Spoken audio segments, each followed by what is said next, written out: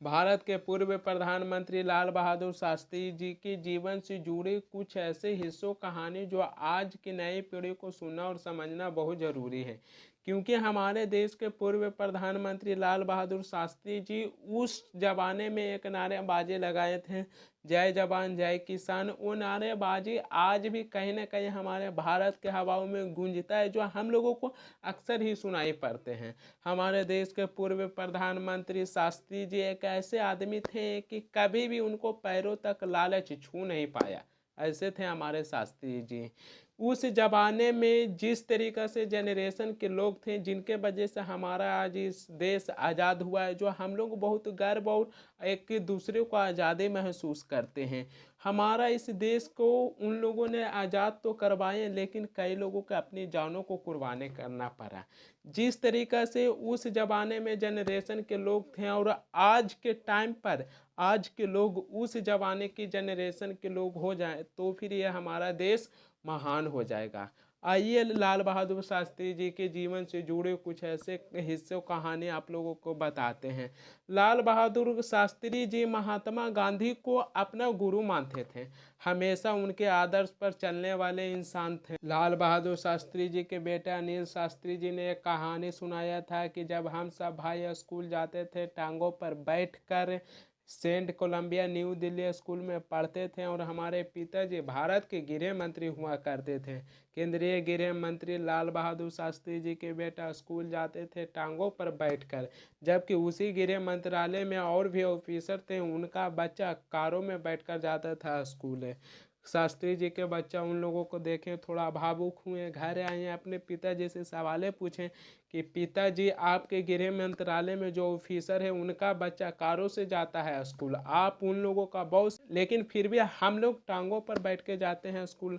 तो फिर शास्त्री जी ने बहुत मुस्कुराते हुए कहा कि मैं चाहूँ तो तुम्हें सरकारी कार से भी स्कूल भेज सकता हूँ, लेकिन वो कार जब तक चलेगी जब मैं मंत्री हूँ तब। शास्त्री जी के बच्चा बहुत समय के बाद जिद किया कि अब तो आप प्रधानमंत्री बन गए हैं, अब तो आपके पास एक कार होना चाहिए। उसके बाद शास्त्री जी अपने स्टाफ को बुलवाएं, उनसे पूछें कि हमारे पास कितना बैंक बैलेंस है। कार को खरीदने के लिए 5,000 रुपया कम पड़ रहा था, जिसमें शास्त्री जी बैंक से 5,000 रुपया लोन लेकर अपने जीवन में एक नई इकलौती कार खरीदे थे। शास्त्री जी की मृत्यु के बाद भी 4 साल तक उनकी धर्म पत्नी ललिता शास्त्री जी ने उस लोन को अपने पेंशन से चुकाते रहे। जब शास्त्री जी की मृत्यु हुआ था तो उस समय देश के प्रधानमंत्री थे इंदिरा गांधी। इंदिरा गांधी ललिता शास्त्री जी से बोली थी कि मैं आपका लोन माफ़ करवा दूंगा, लेकिन शास्त्री जी के धर्म पत्नी ललिता शास्त्री जी ने कहे कि हमें जो लोन लिए हैं हम उस लोन को अपनी पेंशन से 1-1 रुपया चुका देंगे। तो फिर ऐसे थे हमारे शास्त्री जी, और शास्त्री जी के पत्नी भी, कि शास्त्री जी के जाने के बाद भी लोन को 1-1 रुपया चुका। लाल बहादुर शास्त्री जी भारत के रेल मंत्री थे, बनारस गए हुए थे किसी काम से, और जब उन्हें वापस आना था दिल्ली के लिए तो वो सही समय पर ट्रेन को पकड़ ही नहीं पा रहे थे, यानी कि लेट हो रहे थे। ट्रेन जो था वो आके स्टेशन पर खड़ी हो गई थी, सिग्नल हो गया था। आम पब्लिक जो यात्रा होते हैं वो ट्रेन पर चढ़ गई है, ट्रेन आगे ही नहीं बढ़ रहा था। पब्लिक जो थी परेशान हो गया था कि ट्रेन की सिग्नल हो गई है, ट्रेन आगे क्यों नहीं बढ़ रही है। पीछे से जो गार्ड होता है उसने हरी झंडी दिखाई नहीं की और ट्रेन को आगे बढ़ने ही नहीं दिया। क्यों नहीं बढ़ने दिया? क्योंकि रेल मंत्री ट्रेन पकड़ने के लिए आ रहे हैं। शास्त्री जी ट्रेन पकड़ने के लिए गए हैं, ट्रेन में बैठे, गार्ड जो था उनको लगा कि हम मंत्री जी को खुश करते हैं, इम्प्रेस करने के लिए सोचें। गार्ड साहब मंत्री जी से कहें कि मंत्री जी मुझे पता था कि आप ट्रेन पकड़ने के लिए आ रहे हैं, इसी के चलते मैंने ट्रेन को आगे बढ़ने ही नहीं दिया। शास्त्री जी खुश हुए, उसकी ओर मुस्कुराते रहें, और उसके जस्ट अगले ही दिन उस गार्ड को नौकरी से सस्पेंड कर दिए। क्यों कर दिए? क्योंकि शास्त्री जी नहीं चाहते हैं कि हम रेल मंत्री हैं और हमारे एक आदमी के चलते ट्रेन को रोका जाए और आम पब्लिक को दिक्कत पहुंचे, इसी के चलते उस गार्ड को सस्पेंड कर दिए।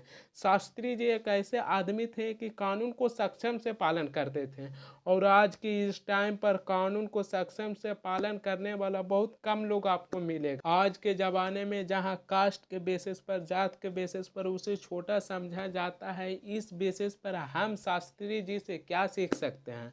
लाल बहादुर शास्त्री जी से तीसरी सबसे बड़ी बात सीखने वाले, इंसान इस धरती पर बराबर है, सबको बराबर के हक मिलना चाहिए। जब शास्त्री जी गृह मंत्री थे तो उनके घर के दरवाजा एक जनपद की तरफ खुलता था और दूसरा दरवाजा अकबर रोड की तरफ खुलता था।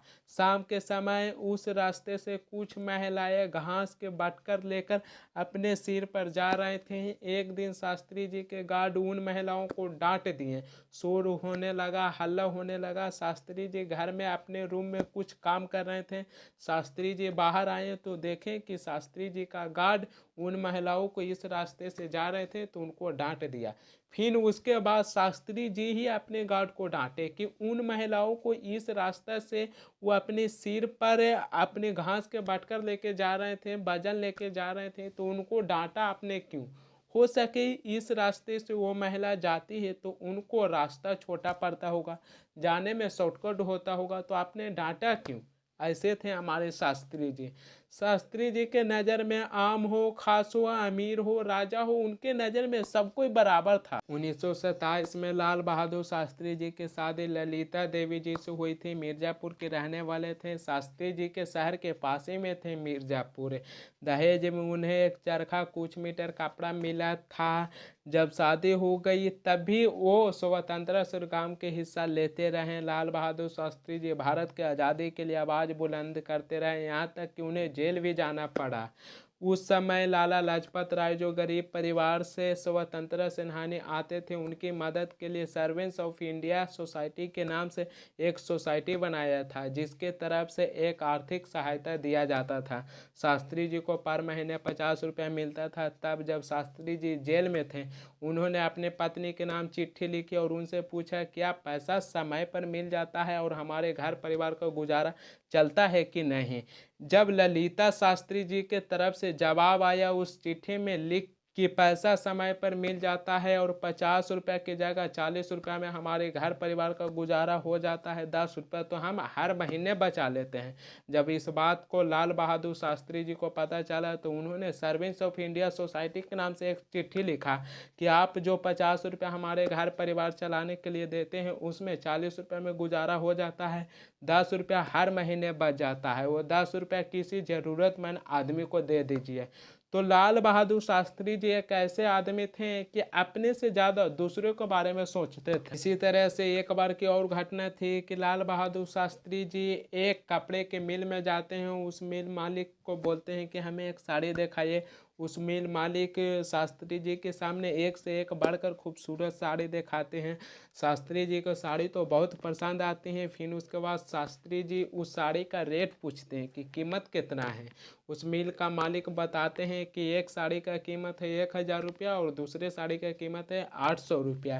ये घटना 1965 की थी और उस समय 1800 रुपया बहुत मायने रखता था। शास्त्री जी बोले कि इससे थोड़ा कम रेट वाला हमें साड़ी दिखाइए। उस मिल मालिक ने फिर उस साड़ी निकाला है। एक साड़ी का कीमत था 500 रुपया और दूसरे साड़ी का कीमत था 400 रुपया। शास्त्री जी बोले कि इतनी महंगी साड़ी है, हमें थोड़ा और कम रेट वाला देखा। उस कपड़े के मिल मालिक ने फिर शास्त्री जी को बोले कि बात सरकार, आप तो हमारे देश के प्रधानमंत्री हैं, हम तो आपको ये साड़ी भेंट में देना चाहते हैं। शास्त्री जी बोले कि मैं इस देश का प्रधानमंत्री मैं ज़रूर हूँ, लेकिन इसका मतलब ये नहीं है कि मैं किसी से साड़ी भेंट में लेकर और मैं अपनी पत्नी को पहनाऊँ। तो फिर ऐसे थे हमारे शास्त्री जी जो उनकी पैरों तक लालच छू नहीं पाए। भारत के पहले ऐसे प्रधानमंत्री हैं लाल बहादुर शास्त्री जी। जब वो प्रधानमंत्री बने थे तो उनकी धोती फटी हुई थी। फटी हुई धोती में अपना शपथ ग्रहण किए थे। जब पता चला कि उनके पास दो धोती है, दो कुर्ता है, जब वो प्रधानमंत्री बने थे, किसी ने कहा था कि अब तो प्रधानमंत्री बन गई हैं, किसी ने क्या उनकी धर्म पत्नी ही कही थी कि अब तो आप प्रधानमंत्री बन गए हैं, आप तो कम से कम नए धोती ले लीजिए।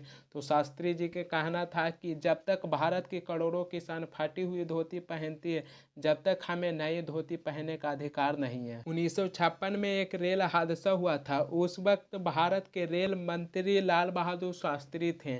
उन्होंने अपने पद से तुरंत एक इस्तीफा के पर्चा लिखा और नेहरू जी के पास भेज दिया।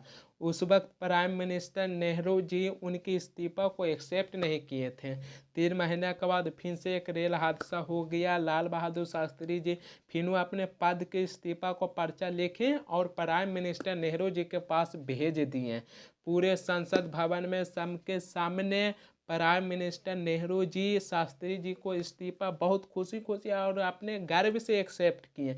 उनकी इस्तीफा एक्सेप्ट करने के पीछे ये नहीं वजह था कि इस रेल हादसा हुआ, उसके पीछे चाहे गलती शास्त्री जी का हो, उन्होंने ये सोचकर इस्तीफा को एक्सेप्ट किया कि जिससे कि आने वाला समय में और आने वाला भविष्य में अपने पद को किस तरीके से मायने रखता है, किस तरीके से अपने पद पर बैठकर काम किया जाता है। लाल बहादुर शास्त्री जी के जीवन से जुड़ी हिस्सों कहानी यूट्यूब पर आप लोगों ने बहुत सारे सुना होगा। हो सकता है कोई भी यूट्यूबर हमसे बढ़िया बताया होगा, लेकिन कहानी को सुने समझे जाने बूझे इसका ये मतलब नहीं होता।